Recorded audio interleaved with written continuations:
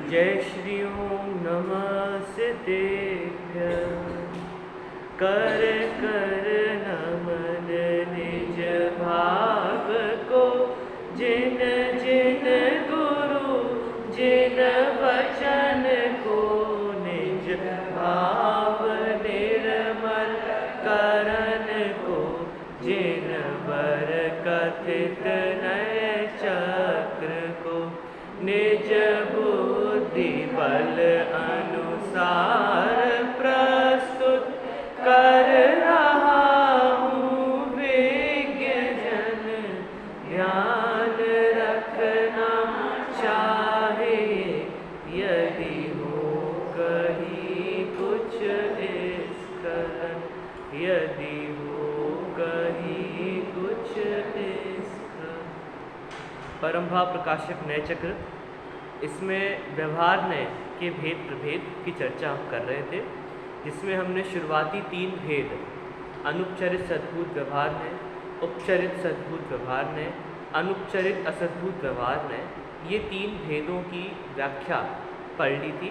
आज अंतिम भेद उपचरित असद्भूत व्यवहार, जहाँ पर अपने शरीर को छोड़ करके, शरीर से छोड़ करके बाहर के सारे द्रव्य, ऐसे द्रव्य जिनके साथ हमारा संश्लेष संबंध नहीं है, जिनके साथ हमारा संश्लेष संबंध नहीं है, हमारा या यूँ कहो कि जो 2 वस्तुएं हैं, जिन 2 वस्तुओं में संश्लेष संबंध नहीं है, लेकिन फिर भी यह जीव उन दोनों को एक कह रहा है, ये क्या हो गया? उपचरित असद्भूत व्यवहार। जब 2 चीज़ें आपस में जुड़ी हुई हैं, जब 2 चीज़ें आपस में जुड़ी हुई हैं, उन दोनों को जुड़ा हुआ कहना तो वास्तविक है, पर जब 2 चीज़ें आपस में जुड़ी हुई नहीं हैं, उनको जुड़ा हुआ कहना ये छल है, ये उपचार है। ठीक है, 2 चीज़ें जो वास्तव में पहले से जुड़ी हुई थी, उनको जुड़ा हुआ कहना तो अनुपचार है, वास्तविक है, उसका अनुपचरित असद्भूत व्यवहार है। और जो 2 चीज़ें आपस में जुड़ी हुई नहीं थी, उनको जुड़ा हुआ कहना ये क्या है? उपचरित असद्भूत व्यवहार। देखो घ नंबर का पॉइंट, पेज नंबर 122, परम भाव प्रकाशक नय चक्र। भिन्न वस्तुओं के संश्लेष रहित संबंध को विषय करने वाले उपचरित असद्भूत व्यवहार नय के स्वरूप व विषय वस्तु को स्पष्ट करने वाले कतिपय शास्त्रीय उदाहरण इस प्रकार हैं। भिन्न वस्तुओं के संश्लेष रहित संबंध को, 2 भिन्न वस्तु है, उन 2 भिन्न वस्तुओं में संश्लेष संबंध नहीं है, फिर भी उनको एक कह रहे हैं, किस नय से? उपचरित असद्भूत व्यवहार। देखिए पहला वाला क्या कह रहे हैं कि संश्लेष रहित वस्तुओं के संबंध को विषय करने वाला उपचरित असद्भूत व्यवहार नय है। जैसे देवदत्त का धन, देवदत्त का धन, ये पैसा किसका है? तो फलाना का है। ये मंदिर किसने बनवाया? तो फलाने ने बनवाया। फलाने के पैसे से ही मंदिर का निर्माण हुआ, तो फलाने का पैसा, ये क्या हो गया कि वो एक व्यक्ति था, उसका हमने धन। 2 भिन्न वस्तु जिनमें संश्लेष संबंध नहीं है। क्या पैसा और व्यक्ति में संश्लेष संबंध है? नहीं है। क्यों नहीं है? क्योंकि वो भिन्न अलग है। अगर चिपके हुए होते एक साथ तो संश्लेष होता, उपचरित में अनुपचरित में आ जाता, परंतु यहाँ पर वो धन अलग है, वो देवदत्त अलग है, और उन दोनों को हमने एक कह दिया, जिनमें आपस में संश्लेष संबंध नहीं। देखो देवदत्त का धन। दूसरा देखो, असद्भूत व्यवहार नहीं उपचार है, और उपचार में जो भी उपचार करता है वह उपचरित असद्भूत व्यवहार है। अब ये कह रहे हैं कि असद्भूत व्यवहार में ही उपचार है। अब ये समझो, सद्भूत व्यवहार में क्या है? वास्तविकता। सद्भूत व्यवहार में, सद्भूत मतलब जो है, सद्भूत मतलब सत्यता। सत्यता। क्या है सत्यता? जैसा है वैसा आत्मा में भी आदर्शन होना चाहिए, ये सत्यता। ये सत्यता है। आत्मा में ज्ञान दर्शन गुण है, ये क्या है? सत्यता। ये सत्यता है। अब दो भिन्न वस्तुओं को एक बताना, ये क्या है? ये असत्यता है। ये क्या है? असत्यता। और इसको क्या कहा? असद्भूत व्यवहार है।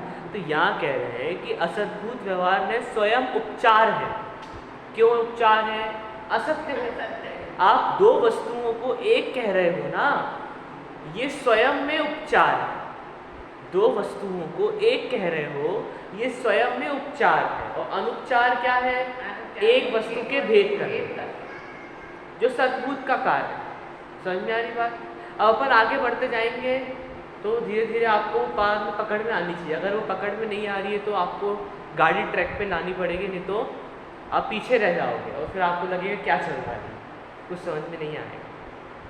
तो क्या कह रहे हैं कि जो सद्भूत व्यवहार है वो क्या है? वास्तविक है। वास्तविकता। उसको क्या कह सकते हैं? अनु। आपके पास वो है क्या? ब्लैक बोर्ड और मार्कर, वाइट बोर्ड और मार्कर? है। तो वो निकाल देना कल। है अभी निकाल। हाँ, मतलब अगर पास में हो तो निकाल दो। नहीं ये है रखा है। सफेद बोर्ड है। तो मैं आपको एक बार लिख के दिखा दूँ, उससे आपको याद रहेगा। तो असद्भुत व्यवहार ने को ये कह रहे हैं उपचार, और सद्भुत व्यवहार को कह रहे हैं अनुपचार। असद्भुत व्यवहार को क्यों उपचार क्यों कह रहे हैं? असद्भुत व्यवहार को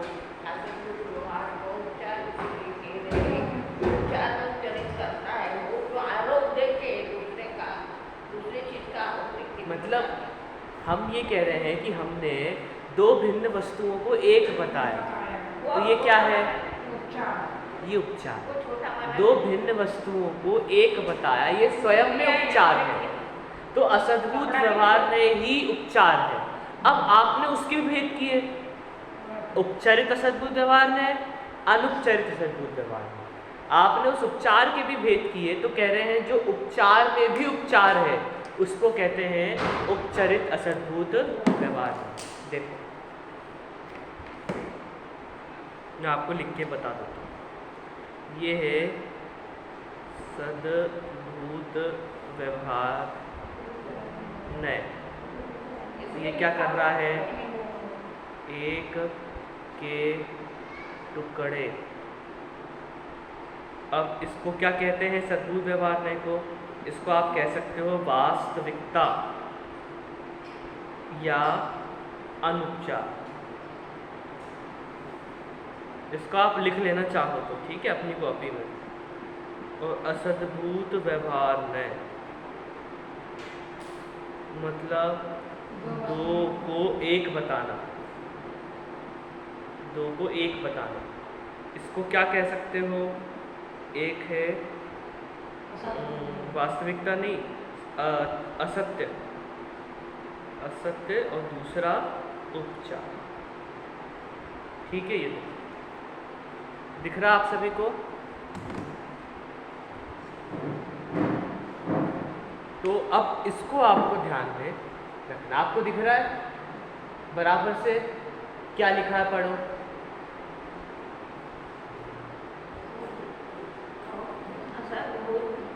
सद्भुत व्यवहार ने एक के टुकड़े पढ़ो। सद्भुत व्यवहार ने एक के टुकड़े व्यवहार ने एक सत्य उपचार। अब समझ में आ गया? ये याद रहेगा। इसको याद रखो तो आपको बराबर इसको वो याद रहेगा। अब आप लोग पढ़ लो, अब आप लोग एक बार इसको पढ़ लो। क्या लिखा है कि सद्भुत व्यवहार में इसका कार्य क्या है? एक के दो टुकड़े करेंगे। सद्भुत व्यवहार में एक के दो, उसको क्या कह सकते हैं? वास्तविकता। और वास्तविकता का अपर नाम क्या है? अनुपचार। अब दूसरे नंबर पे लिखा है असद्भुत व्यवहार। इसका कार्य क्या है? दो को एक बताना। अब दो को एक बताना क्या है? असत्य है, क्योंकि एक के दो टुकड़े तो किए जा सकते हैं पर दो को एक नहीं कहा जा सकता। ये दो को एक कहना असत्य है और उसका ही दूसरा नाम क्या है? उपचार। ठीक है, तो अब आपको यदि कहे कि उपचार वाला नय कौन सा है, इतना कोई कहे तो आपको क्या बताना है? असद्भूत व्यवहार। और वास्तविकता बताने वाला व्यवहार नय कौन सा है? सद्भूत व्यवहार। वास्तविकता बताने वाला व्यवहार ने सद्भूत व्यवहार ने, उपचार बताने वाला व्यवहार ने असद्भूत व्यवहार। ठीक है, अब देखो दूसरा नंबर का पॉइंट पढ़ो। असद्भूत व्यवहार नहीं ही उपचार है, और उपचार में भी जो उपचार करता है वह उपचरित असद्भूत व्यवहार है। अब मतलब उपचरित असद्भूत व्यवहार ने को मतलब क्या कहा? उपचार में भी जो उपचार करता है। अब दो द्रव्य को एक बताना उपचार हो गया, उसमें भी ऐसे दो द्रव्य जो कभी एक हो सकते नहीं, जैसे आत्मा और शरीर, जो कभी एक हो सकते नहीं। अरे संश्लेष की कह रहा हूँ, जिनमें संश्लेष संबंध भी नहीं है। देखो, दो द्रव्यों में एक बताना, ये हो गया उपचार। पर वो दो द्रव्य कैसे हैं?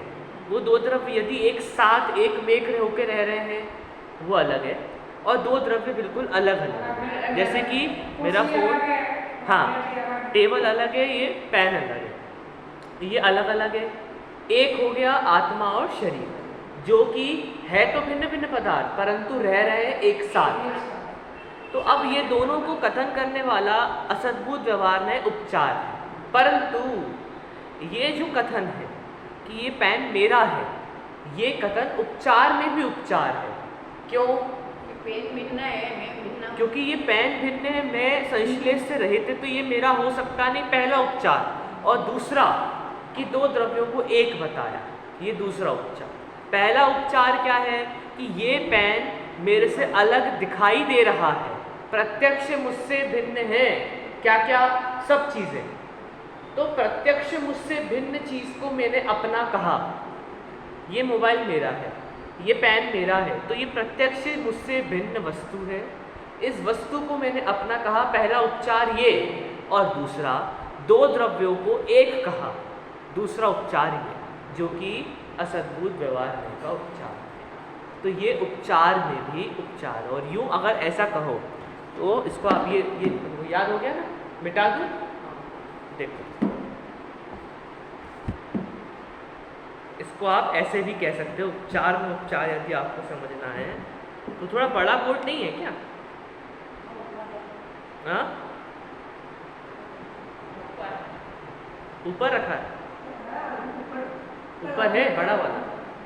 हाँ, वो ले आना। देखो, असद्भूत व्यवहार में जिसको हम उपचार कहते हैं, अब इसके दो भेद हैं, अनुपचारित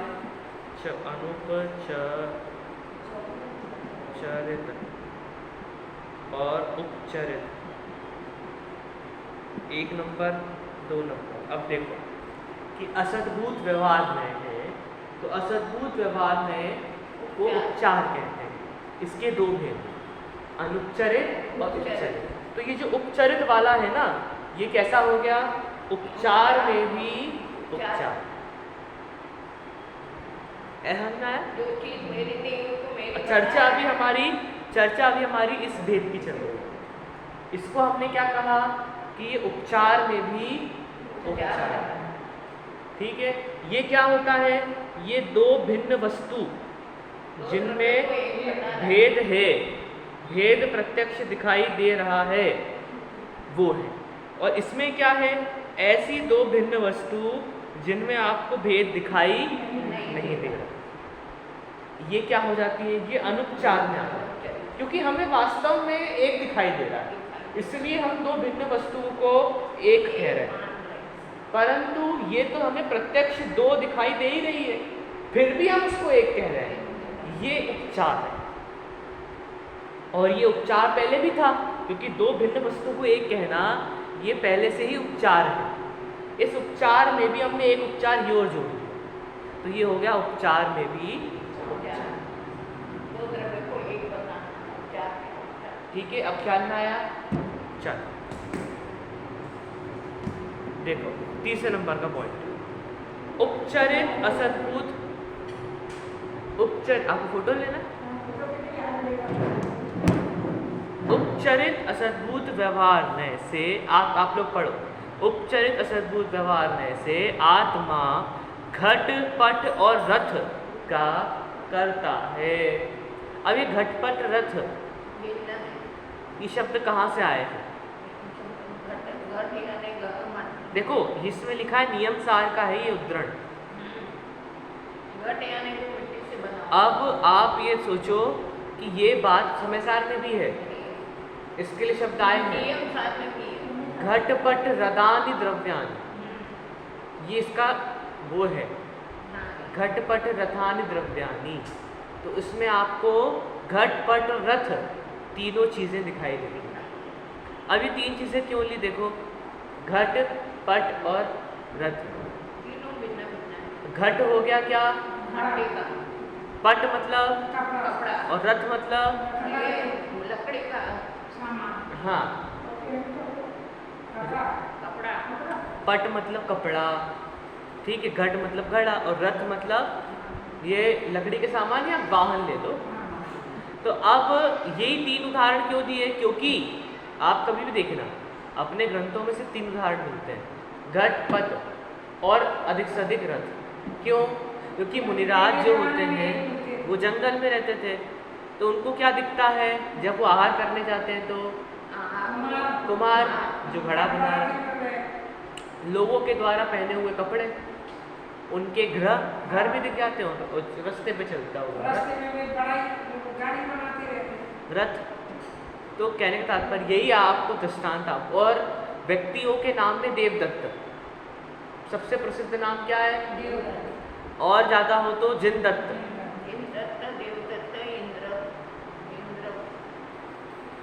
अब मैं तो यही दो सुने अक्सर।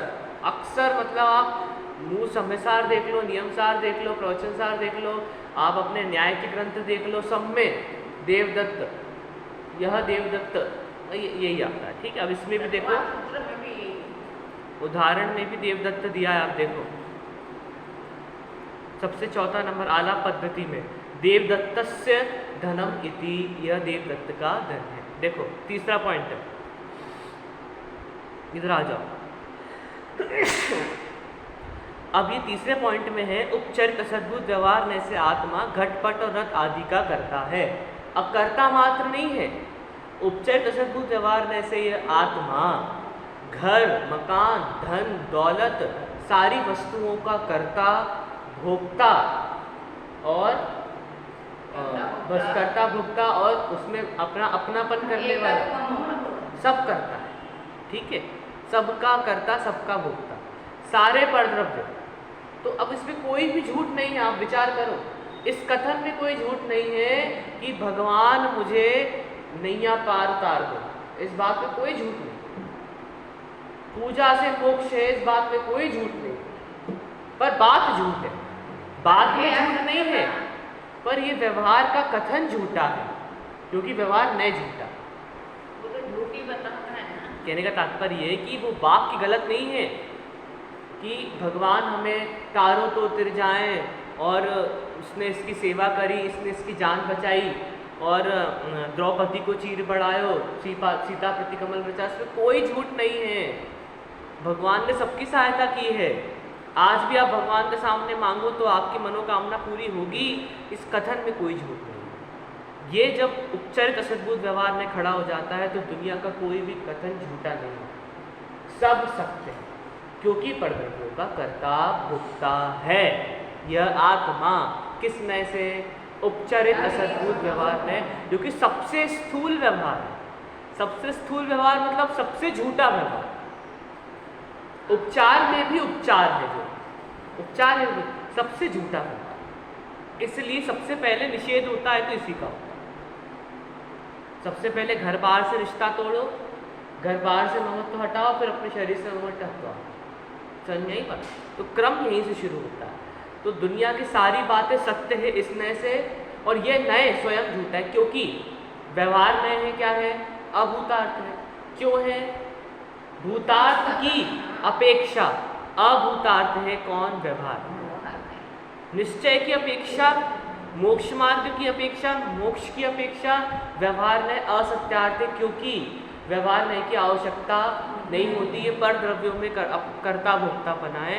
और मोक्ष मार्ग स्वद्रव्यों की दशा का नाम है, पर द्रव्यों में एकत्व मत्व का नाम नहीं।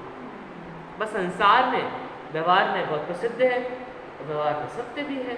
तो संसार की अपेक्षा जो संसारी हैं, अब सुनना, जो संसारी हैं, जिन्हें संसार में घूमना है, जिन्हें संसार में रमना है, वे इस बात को परम सत्य स्वीकार करेंगे कि पूजा से मोक्ष होती है और भक्ति मुक्ति दाता। और भगवान हमें सब चीज़ों को प्रदान करते हैं। और पूजा करो भगवान की, दीपावली पे करो तो आपके घर में रिद्धि सिद्धि आएगी। ये जो मान रहा है उसका संसार बहुत शेष है, उसे संसार में घूमने की इच्छा है, इसलिए व्यवहार को ही सत्य मानकर बैठा है। क्योंकि संसार की अपेक्षा व्यवहार सत्य है, तो जो व्यक्ति व्यवहार को सत्य मान रहा है, समझ लो संसार की अपेक्षा है। और संसार की अपेक्षा मतलब संसार में घूमना है। और जो जीव इस व्यवहार को झूठ कह करके मुक्ति के निश्चय को बल देता है अपने जीवन में भी और अपने कार्यों में भी, वो जीव के मुक्ति की अपेक्षा है। उस जीव को मोक्ष जाने की कामना है, उसको संसार छोड़ने की इच्छा है, तो उसका संसार छूटना एक दफ़ा बनता है। पर जिसे संसार छोड़ने की इच्छा ही नहीं है, जिसे संसार में रुकना है, वो इस बात को ही मानेगा। उसको कितना ही समझा लो आप, वो इस बात से कभी नकार नहीं सकता कि भगवान हमें कुछ नहीं देते। ठीक है, एक भजन आता है, आजकल तुम्हारी एक पद्धति हो गई, घर से नारियल लाओ और मनोकामना करने लाओ, ये चाहिए। ये तो बहुत स्थूल झूठ है। मतलब आप ये समझो कि एक दफ़ा आप ये कहो कि भगवान की सामने हाथ जोड़कर मांग लो तो बात अलग है, पर आप ये क्या कर रहे हो, नारियल ला रहे हैं, ये कर रहे हैं, वो कर रहे हैं, तो बिल्कुल ही पागलपन दिखाई देता है। हाँ, और अपन जबकि और धर्मों के बारे में कहते हैं कि ये कैसा कैसा कर रहे हैं, और स्वधर्म में ऐसी बातें हो रही हैं। और देखो संसार का तो वो है कि ऐसा होगा ही। एक भजन आता है ना, बहुत फेमस है, मेरे सिर पर रख दो बाबा अपने ये दोनों हाथ, और देना है तो दीजिए जन्म जन्म का साथ मांग। बताओ, जबकि दादा कहते हैं कि सुनो, अच्छा दूसरी बात, दादा कहते हैं कि हमें उनके साथ नहीं जाना। कभी गुरुदेव के बारे में पूछते थे तो हमें नहीं जाना उनके साथ। वो तो इतने भव्य प्राणी, इतना उन्होंने पंचम गुण स्थानवर्ती श्रावक की तरह उन्होंने जीवन यापन किया, व्रत आदि अंगीकार करके चलते थे वो बराबर। तो वो तो खूब पुण्यशाली है, वो तो 5वें स्वर्ग में गए होंगे, और उनकी आयु कितनी लंबी होगी। तो हमें क्या करना है, हमें नहीं जाना सागरों में, हमें तो मोक्ष जाना है, विदेश क्षेत्र में जन्म लेकर के मुक्ति की प्राप्ति करनी है। हमें किसी के साथ नहीं जाना, कोई कितना ही बड़ा क्यों हो।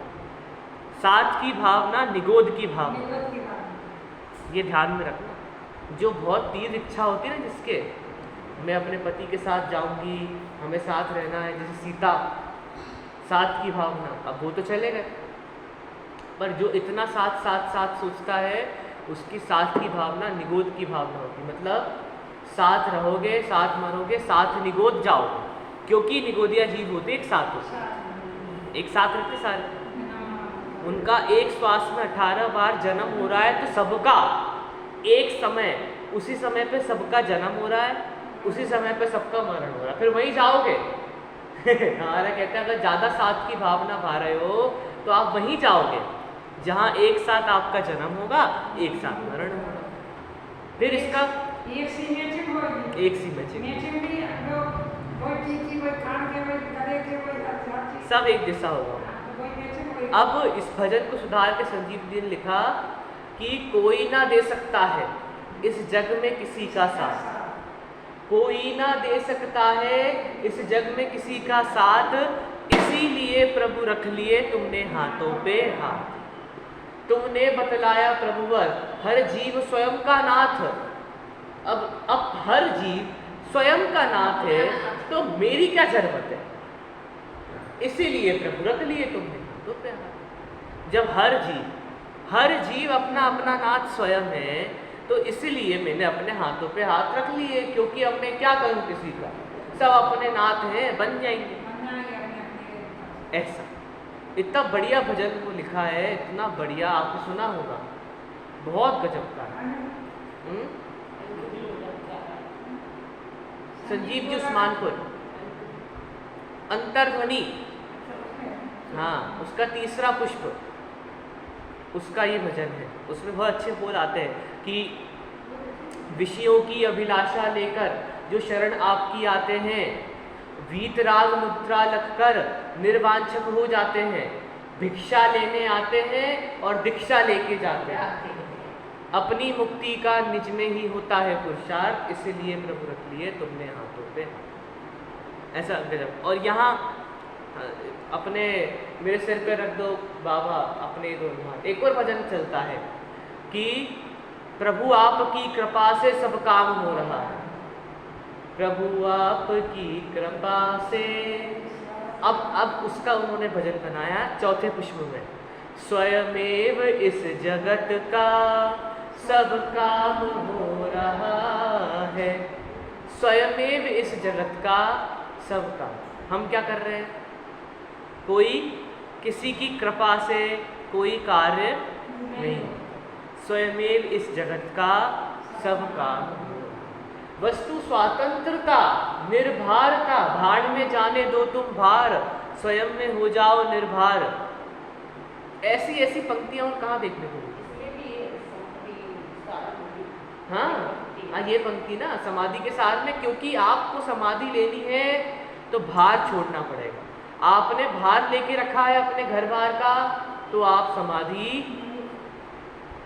भार में जाने दो तुम भार, करो तुम अपने में निर्धार, और यदि बनना चाहो भगवान, स्वयं में हो जाओ निर्भर।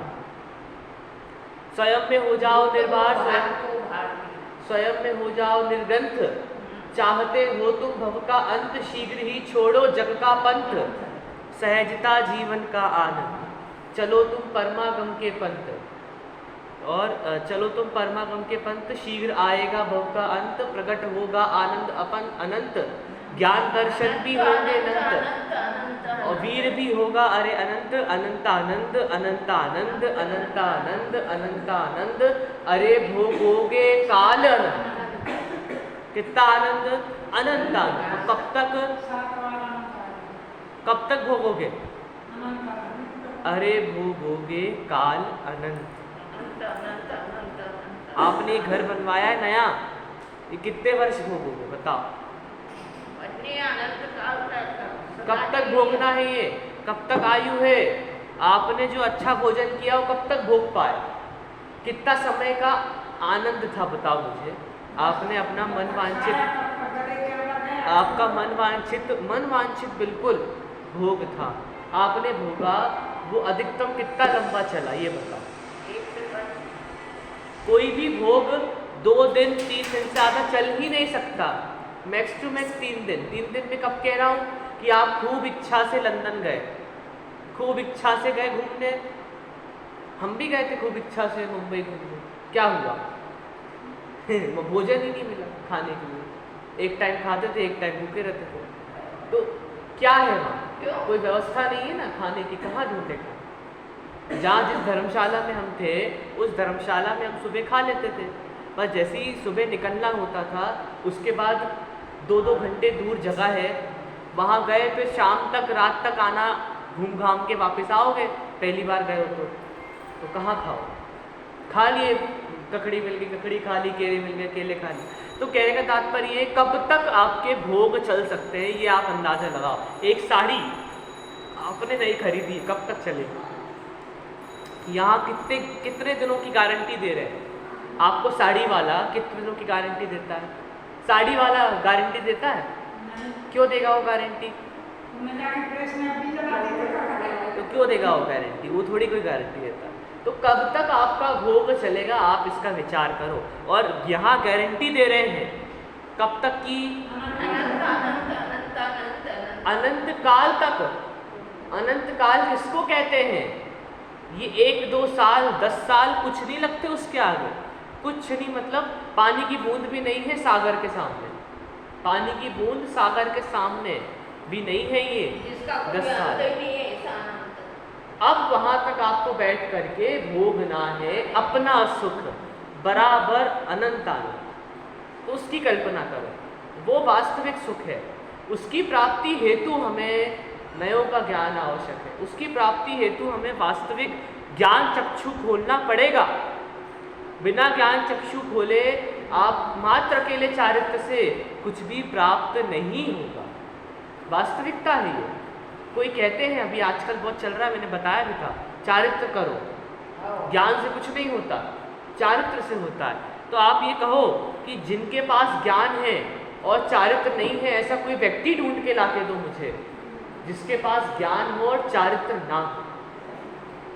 अगर उसके पास सच्चा ज्ञान है तो उसके पास चारित्र कोई हुए सच्चा बिना, चारित्र कर सकता है। क्योंकि उसने ज्ञान ग्रहण किया है, वो ज्ञान का प्रतिफल चारित्र है। और ज्ञान का प्रतिफल ही सम्यक दर्शन है। श्रद्धा आपको होगी तो कैसे होगी? ज्ञान से। भेद विज्ञान से होगी। भेद विज्ञान कब होगा? जब आप वास्तविक स्वरूप को ज्ञान में रखोगे। और अकेले चारित्र से क्या होता है? अब आप ये देखा आपने, अब आप ये दशा देखो बाकी समाज की, जिनको रंच ज्ञान नहीं है, अपने आप को भक्त मानते हैं, परंतु जमीन कंद तो रात्रि भोजन का त्याग नहीं हो पा रहा, अष्टानिका जैसे पर्वों में नहीं हो पा रहा, अष्टमी चतुर्दशी जैसे प्रोषद उपवास वाले पर्वों पे नहीं हो पा रहा, और दोषारोपण लगाते हैं ज्ञान के धनी जीवों के ऊपर, जिनका चारित्र आपसे लाख गुना अच्छा है। मुझसे कहते हैं कि तुमने अभी से क्यों छोड़ दिया? विचार करो, लोग आके कहते हैं अभी क्या उम्र है तुम्हारी छोड़ने की? ये क्या प्रश्न होता है? ये क्या प्रश्न होता है? और मैंने कहा ये वास्तविकता है। मेरे बगल में बैठे थे वो अंकल, अपनी जैन समाज के, उन्होंने कहा अभी से क्यों छोड़ दिया? तो मैंने बोला आपको उम्र का पता है सब? तो बोले क्या बकवास कर रहे हो तुम ये? मैंने बोला बकवास थोड़ी है। अब आप उदाहरण के तौर पे पुजारी के बेटे को देख लो, चला गया कि नहीं चला गया सोते सोते? तो अरे वो तो बीमार था, उसकी तो हालत ही जाने की थी, वो तो डॉक्टर ने बोल दिया था ज़्यादा जी रहा है। तो मैंने बोला आपसे नहीं जीत सकते, आप अपना भोजन करो, हमें नहीं जीतना आपसे। लोग ऐसा कहते कि अभी से क्यों छोड़ दिया? तो कहने का तात्पर्य है कि विषयों की अभिलाषा नहीं छूटती, और अपने आप को महान ज्ञानी कहते हैं, अपने आप को कहते हैं कि तुम बकवास लोग हो, तुम बेकार लोग हो, तुम्हें कुछ नहीं आता है। आज ही मैं भजन सुना रहा था कि सर्वज्ञ के वचन सदा जयवंत रहेंगे, इस काल में सदा ही जैन संत रहेंगे। ये संजीव जी ने गाया, बहुत बढ़िया भजन है।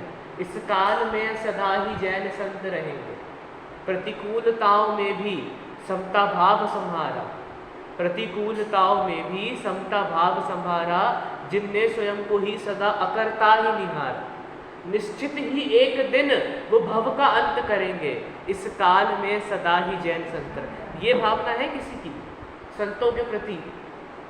क्या भावना है? कोई पता ही नहीं संतों का स्वरूप, पता ही नहीं है कोई चीज़, और बस लड़ने के लिए हम तैयार, कषायों की पराकाष्ठा। तो कहने का तात्पर्य हमें अपनी ज्ञान चक्षु खोल करके सही और गलत का निर्णय स्वयं को करना है। अपनी ज्ञान चक्षु को खोल के आपको निर्णय करना है क्या सही है क्या गलत है, और हमारे लिए हितकारी क्या है। मोक्ष हितकारी है या स्वर्ग हितकारी?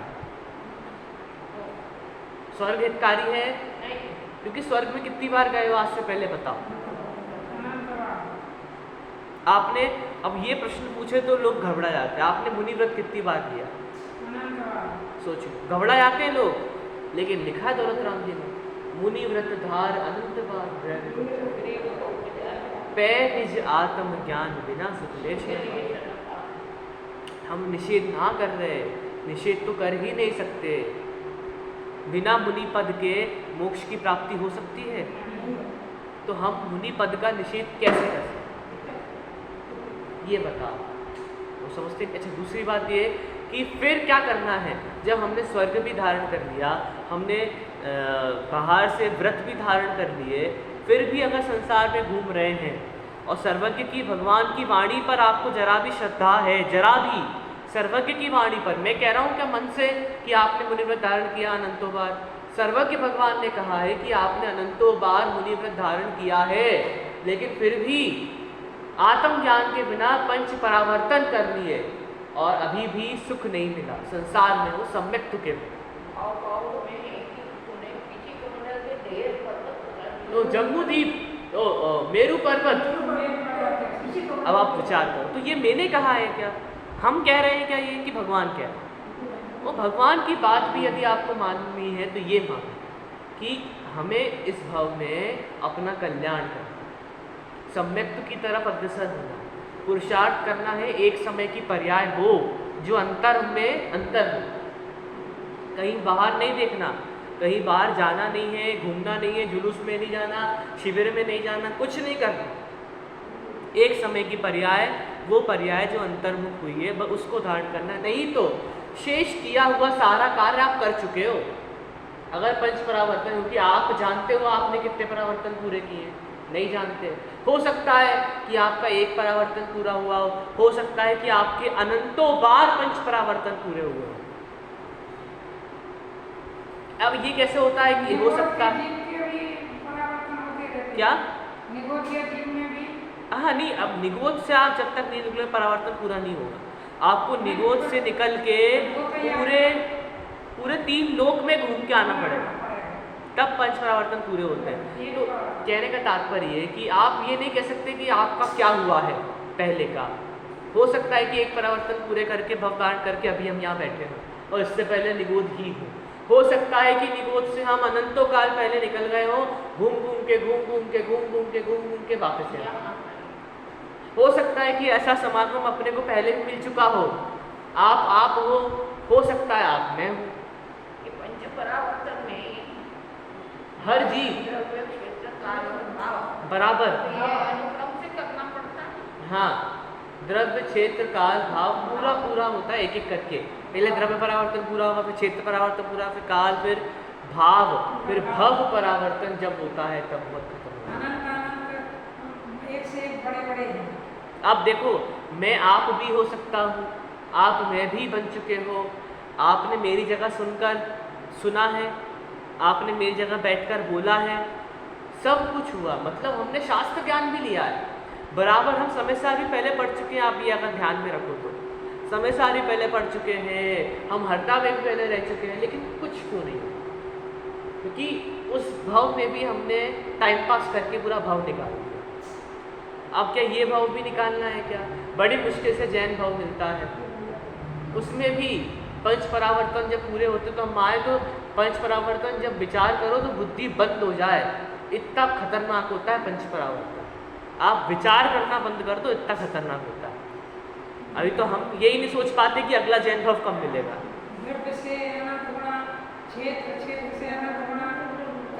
और वो स्वयं में अनंत गुना बड़ा है, स्वयं में भी वो इतना बड़ा है। और फिर ऐसे कितने काल से घूम रहे हो, आपने सब कुछ कर लिया, लेकिन क्या रह गया? कमी क्या रही? कमी क्या रही?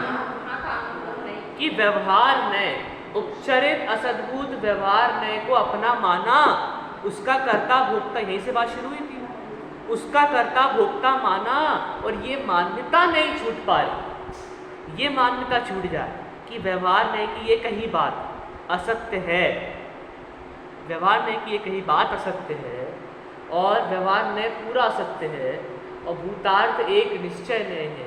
भूतार्थ का विषय आत्मा है, वो आत्मा कैसा है? वो आत्मा मैं हूँ और शरीर मुझसे। इसकी श्रद्धा हो जाए तो काम हो जाएगा कि नहीं हो जाएगा? करना है कि नहीं? पुरुषार्थ कर रहे हो कि नहीं? कौन कौन पुरुषार्थ कर रहा है वेद विज्ञान का? बताओ। नहीं कर रहे, तो आपको करना है। मैं पूछूं कल यदि आपसे कि कौन कौन पुरुषार्थ करता है वेद विज्ञान का, तो आपको डटकर बोलना है हाँ मैं करता हूँ पुरुषार्थ वेद विज्ञान। इतना दम होना चाहिए बोलने का। अगर मैं आपसे पूछूं कौन कौन अष्टमी चतुर्दशी प्रोषद उपवास करता है, मैं करता हूँ, लाओ कौन कौन करता? मैं करता हूँ। कोई शक है? पूछ लो। कौन कौन 10 लक्षण रसी करता? मैं करता हूँ। तब तो कितनी जल्दी मैं निकल जाता है। यदि आपका पुरुषार्थ इन दफा पर जा रहा है तो भेद विज्ञान की तरफ क्यों नहीं पुरुषार्थ? इस तरफ तो आप कर लेते हो बराबर, हाँ कठिन है उपवास करना, कोई बात नहीं कर लो। कठिन है रस्सी करना, कोई बात नहीं कर लेंगे। कठिन है प्रतिमाएं लेना, लेंगे, क्यों नहीं। कठिन है मोक्ष की प्राप्ति करना, कठिन है सम्यक दर्शन की प्राप्ति करना, वो क्यों नहीं कार्यों में गिना जाता है, क्यों नहीं वो अर्जेंट कार्यों में गिना जाता है। अर्जेंट कार्य मतलब आज के आज, जरूरी है, तत्काल। अब आपको ऐसा अंदर से भाषण हो जाए कि अब ज़्यादा दिन नहीं बचे, आज के आज बुलाओ। कौन कौन है, बेटा बहू बेटी दामाद रिश्ते नाते सबको बुलाओ, सबसे मिल ले, सबको आशीर्वाद दे दे, और वो लेके आओ सिग्नेचर लेके आओ, वो कि किसको जायदाद बांटनी है बांटो, जल्दी जल्दी करो। आजकल तो अस्पतालों में रहते हैं, कुछ पता नहीं रहता। तो ये तत्काल यदि करना है तो तत्काल फिर ये क्यों नहीं करना सम्यक दर्शन। और ये नहीं किया तो फिर वो आता है ना, अब बड़ा वाला समाधि विवरण पाठ, उसमें कितना आता है, कितना आता है, भव भव में हमने क्या क्या किया, क्या क्या किया भव भव में। सब कुछ किया पर एक आत्मा को नहीं छीना, एक आत्म को नहीं छीना, आत्म नहीं बस बाकी सब कुछ किया। तो अब करना ये है, इसलिए इस बात पर आप श्रद्धा रखो भगवान के वचनों पर। अगर आपको तरह से श्रद्धा करनी है तो इस वचन पर श्रद्धा करो कि आप अनंत काल से संसार में घूम रहे हो, ये अंतिम भाव समझ लो आप। इतनी बार पढ़ लिया उनको, लेकिन एक बार भी अंदर तो आपको ऐसा जैसे मछली तड़पती है ना बिना पानी के, ऐसे तड़पन होना चाहिए संसार में रहते हुए, ऐसे घर में तड़पन होना चाहिए कि क्यों ऐसा हो रहा है, क्या कमी रह गई है, क्यों मुझे अनंत सुख की प्राप्ति के लिए पुरुषार्थ नहीं हो पा। आप विचार करो, आप यदि पुरुषार्थ पूर्वक भेद विज्ञान करोगे तो नहीं होगा क्या, आपके अंदर श्रद्धांत में नहीं आएगा क्या वो, बताओ कि मैं स्वयं भगवान हूँ, ये श्रद्धा के लेवल पे बात नहीं आ सकती क्या। फिर हम उस दफा उस और अपनी आरी क्यों नहीं चला, समझ लो। दिक्कत ये नहीं है कि हो नहीं रहा है, दिक्कत ये है कि आप आरी नहीं चलाते हो, आप पुरुषार्थ नहीं करते हो। आपसे कोई कहे कि नया आइटम बना के खिलाना है तो आप पहले बराबर रेसिपी देखोगे, थोड़ा सोचोगे कैसे बनाए करें, फिर आप उसका मेहनत करके बनाओ। अभी बच्चे नहीं थे जब तक, तब तक तो कुछ नहीं पता था। जैसे ही बच्चा आया तो पिज्ज़ा बर्गर आया कि नहीं आया, फिर माओ ने घर पे बनाया कि नहीं बनाया, सब बना, तंदूरी रोटी भी बनी, पिज्ज़ा भी बना, सब बना, सिमैयों के नाम पे मैगी बन गई। लेकिन ये नयापन लाए ना अपन ने, पुरुषार्थ करके अपनाया ना, तो ये हम इस दशा में पुरुषार्थ क्यों नहीं करते, यहाँ पुरुषार्थ ढीला क्यों नहीं करता। हर जगह पर हम हौसला रख के कर लेते हैं, लेकिन यहाँ नहीं। तो कहने का तात्पर्य इतना मात्र है कि ऐसा समझो कि पंच परावर्तन कर लिए हैं, अब क्या करेंगे करके वाकई ये बताओ। आप पंच परावर्तन पे ध्यान दो तो ये सोचो कि जो बची हुई ज़िंदगी में मैं करने वाली हूँ, आपके जितने वर्ष बचे हैं, जितने आयु में हैं, उतने जितने वर्ष बचे हैं, बचे हुए ज़िंदगी में आप जो करने वाले हो वो पहले कर चुके हो कि आप इस पर विचार करो। मैं कह रहा हूँ पंच परावर्तन के इस मोड़ पर विचार करो कि आपकी बची हुई ज़िंदगी में जो आप बराबर कुछ कुछ करने वाले हो, बेटे का ब्याह, फिर बच्चों पोते को खिलाना, पर पोते का मुंह देखना, सब कुछ आप कर चुके हो कि नहीं इस भव का काम। पहले वाले भव में अनंत काल पहले जब ये भव मिला था, ऐसा का ऐसा समागम, फिर भी अनंत काल संसार में घूमे कि नहीं, ये भव के बाद भी, इस जैन कुल के बाद भी संसार में घूमे कि नहीं, घूम फिर के वापस आओ। अगर आपको पंच परावर्तन पे थोड़ी भी श्रद्धा है तो आपको क्या निर्णय करना है कि मैं कर चुका हूं सब काम, तो फिर क्यों करें वापस भाई, क्यों ना इस चक्र को तोड़ा जाए, क्यों ना भेद विज्ञान करके अपने हित का उपाय किया जाए, क्यों ना इस संसार के माया से दूर होकर के अपने अंतरंग के आत्म स्वरूप को देखा जाए, क्यों ना उसकी चर्चा की जाए। इस पर विचार क्यों नहीं करते? करोगे तो आपका फायदा। अपना लोटा छान लो, ये मैं जो कह रहा हूँ ये अपने लिए कह रहा हूँ, ताकि मुझे बार बार इस बात की प्रतीति हो कि संसार से निकलना है। जो भी हम कर रहे हैं, आज पैसे कमा रहे हैं, कल बुढ़ापा आ रहा है, पूजा कर रहे हैं, भक्ति कर रहे हैं, बच्चों को खिला रहे हैं, सब कर रहे हैं, जूझ रहे हैं परिस्थितियों से, वो सब कुछ हम पहले कर चुके हैं। लेकिन फिर भी उसके बाद करने के बाद भी कह रहा हूँ कि अपन अनंत काल संसार में घूमे कि नहीं घूमे, घूमे कि नहीं घूमे, तो फिर भी ऐसा करने के बाद भी सुख नहीं मिला, तो सुख की खोज करनी पड़ेगी, नहीं तो फिर से अनंत काल तक अनंत दुख। वो अनंत दुख कैसे होते हैं? वो निगोद का वर्णन कितनी जीवों से नहीं, करोड़ों जीवों से भी निगोद का वर्णन नहीं किया सकता। नरकानी होता था तो निगोद का आ गया। सिद्धांत के सुख का वर्णन और निगोद का दुख का वर्णन वो स्वयं अरिहंत भी नहीं कह सकते नहीं कर सकते। उनके दुखों का, जीव ते जातन बने। क्योंकि वो वचनातीत है, वो दुख वचनातीत है। तो आप विचार करें कि यहाँ के सुख और अनुकूलताओं में रह करके आगामी निगोद की टिकट बुक करनी है कि इस सुविधाओं की दुविधा को त्याग करके शिव पंथ पर चलना है और मोक्ष की टिकट बुक करना है। रिजर्वेशन आपके हाथ में है। प्रति समय के भाव, प्रति समय के परिणाम हमारे आगामी भव को नक्की करते हैं और भवांतर को नक्की करते हैं। तो हमें अपना जीवन कल्याण करने के अंतिम पल मिले हैं। समझ लो आपको दूसरा जन्म मिला है, दूसरा मौका मिला है इस बात को विचार करने, तो इस बात पर विचार करके अपना करना। हाँ देखो हो गया सब।